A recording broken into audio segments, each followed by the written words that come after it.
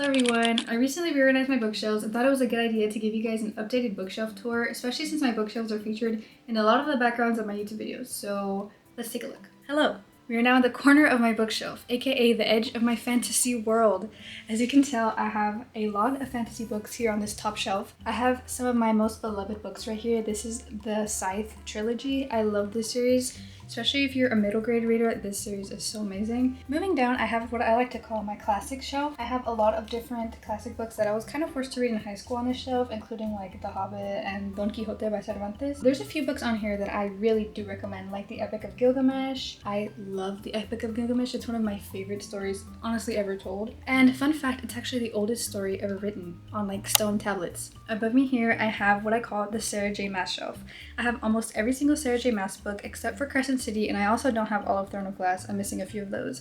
But I will get them all before October 27th, before the new book comes out. Moving down a slight bit, I have my favorite shelf, which is my K-pop shelf. I absolutely love K-pop, specifically the group called TWICE. I have them all kind of organized here in a way to where you can see the fronts of the albums, and then I have a few spines over here off to the side that don't have as interesting of a cover. Moving below my classic shelf, I have my gaming slash manga slash comic book section. I decided I wanted to collect Attack on Titan manga, so I have 1 through 12 plus 34. Back here, I have a few of my comics like Invincible and one of my all-time favorite series, Bone. Romance books. I'm not the biggest fan of romance. I love Sally Rooney. I know a lot of people think she's overrated, but I am definitely not people. And back here, I kind of have my little section of middle grade.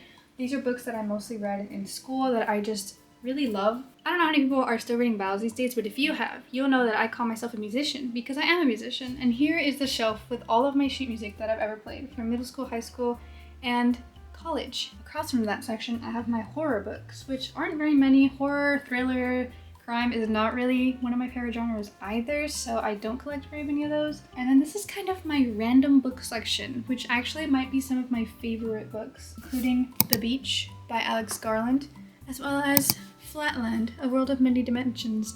And to conclude this video, we end it on the floor. Here I have a few of my Game Informer magazines that I collected from GameStop for around 2 years.